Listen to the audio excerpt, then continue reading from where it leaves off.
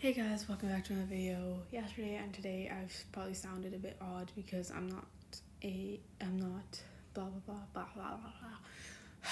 I'm not gonna delete this recording. This is what it sounds like.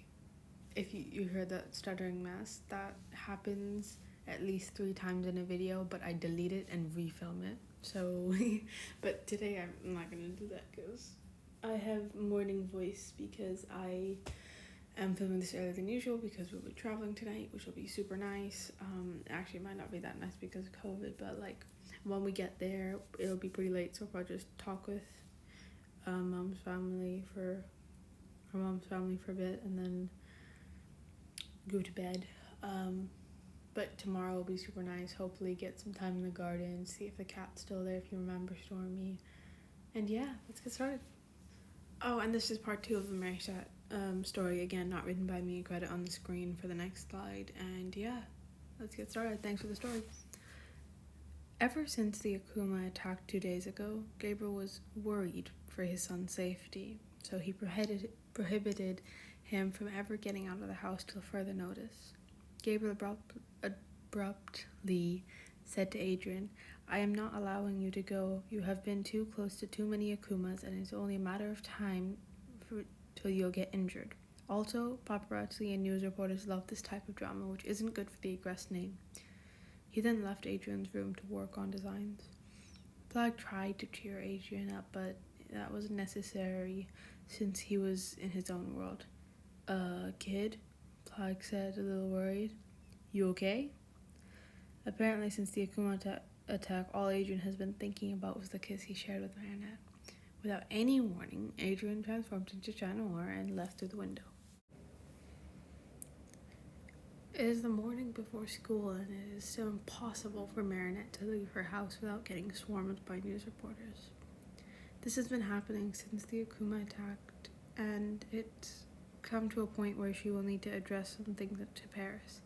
However, Marichat can't even walk outside, let alone talk to the press.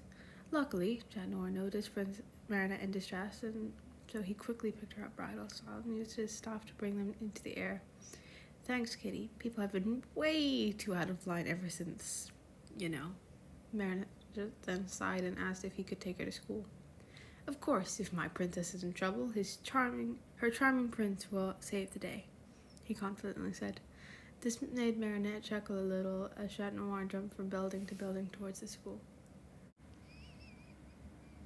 Everyone from school gathered around the place where Chat Noir dropped Marichat off. "Thanks, Kitty," Marichat started out as more people took pictures of them. "No problem. Okay, bye, princess." He then waved her goodbye and jumped back to the aggressed mansion. Right when he left, Alia and the girls made sure no one could crowd Marichat with questions. "Thanks, girls," she sighed. "Ever since the incident, getting out of my house has been impossible. Luckily, Chat Noir helped me get to school without the press trailing us." "No worries, girl. Hey, if you ever need an interview on the Lady blog to address some things, feel free to ask. By the way, since when is princess a thing?" Alia asked while smirking. Now, let's get to class before we're late," Marichat started out. All the girls agreed while giggling as they walked to the classroom of tears. Chloe's tears. "Adrian, why would you leave us?" Chloe yelled out dramatically. Nino caught the girls up on what happened. "What?" the girls yelled out in unison. "Yep, poor Adrian will be homeschooled again till further notice," Nino sadly said. "Class, I know the news is sad, but we have to continue the class," Miss Faustier said calmly to get the students' minds back to class. "Now let's get started." Flash forward to lunchtime. Everyone in the class trying to come up with a plan to allow Adrian back to school, but there has been no success. "Marichat, you haven't said anything in a while. Do you have a plan?" Alex asked. "Well, if the reason Adrian can't go to school is because of Akuma attacks, then we should help out defeat Hawkmoth. After all, most of us are miraculous holders," Marichat confidently said. "Ha! Just because you are dating Chat Noir doesn't mean you are the one of us," Chloe said abruptly. Marichat stayed silent in anger. As she clenched her face, Chloe proceeded to say, "I mean, you probably just want a lot of attention and become famous so you kiss Chat Noir when Kim here was Marinette quickly interrupted. Chloe, I kissed Chat Noir so his curse would break and so he could help defeat the Akuma. Do you think I wanted to kiss him in front of Luca? Ever since the incident, I wasn't able to speak to Luca in person and apologize, and I haven't heard anything from him.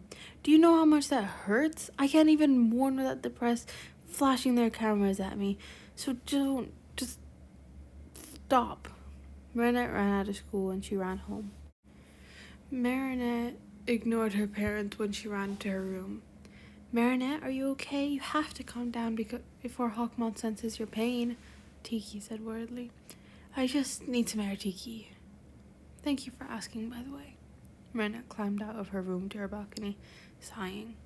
Chat Noir noticed that Marinette was on her balcony and not at school, so he jumped building to building to find out why. Hey, Marinette, what are you doing here? Shouldn't you be at school? Chat Noir said. Marinette jumped in surprise and sputtered out, Oh, hey, I was just starting to get a headache and decided to go home.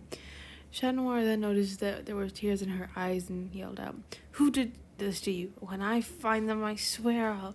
Marinette interrupted. Wait, it's not what you think. You see, ever since I broke your curse, the Kuma attack, it's just brought up too many times to the point where it's annoying. Of course, Chloe isn't helping with her bullying me about it either. She then frowned. You see, it's kind of ruined my relationship with Luca, and even though there's no chance that we can date now, I still want to be his friend. But hey, at least I have you. I mean, I can always rely on you when I'm in trouble. Chat Noir chuckled a little and agreed. They started talking for hours since they both fell asleep next to each other in the beach chair of Marinette's balcony. It was 1 a.m. and Chat Noir woke up, realizing he fell asleep with Marinette. He had to leave before anyone noticed that he was missing from his room, so he carried Marinette to her bed, kissed her goodnight. Her bed and kissed her goodnight. Good night, princess. He then left a note for Marinette on her desk and left. Okay, that's it for this one. This is part 2. I know that this is a cop-out using someone else's stories, the subscribers' stories, to record and put out. But right now, I am busy-ish, I guess, with the stuff. I don't even know what I'm saying. Okay.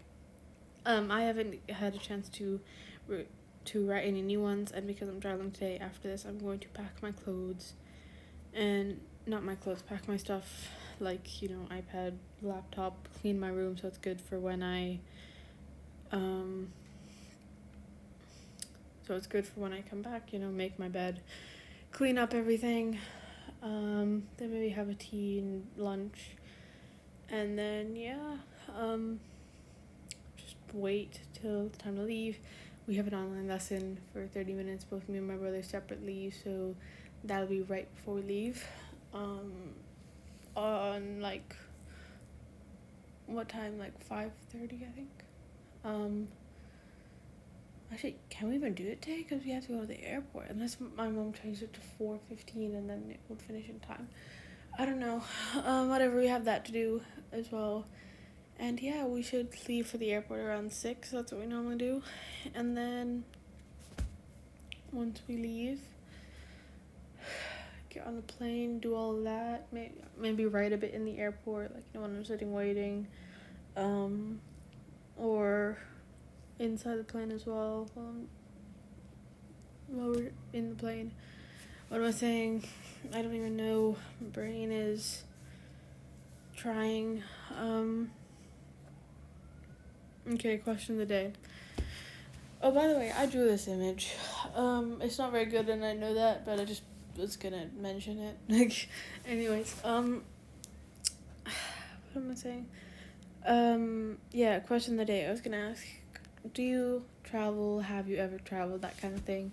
So yeah, like, have you ever traveled? If you did, where'd you go? Do you travel often? Like,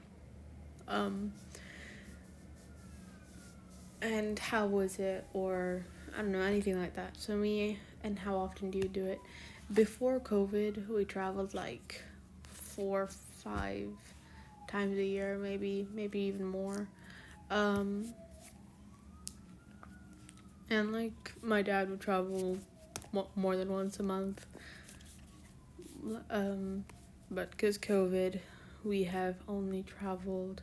I don't know about my dad, but let's see, traveled once, beginning to. This will be, I think, the 5th time. Oh wait, no, that was 2020. Last year we did it about 4 times. This is the first time that we will be traveling. Besides winter when we traveled, so we technically traveled when we came back in the early January, but we didn't go then. We just came back. So yeah, this will be the 2nd time in a plane this year. And it's only the 3rd month, so that's nice. We haven't gone anywhere special, just home country, like normal, because lots of places are closed. Lots of places are closed. And you just heard me like stutter my words and like mess up in my mouth again.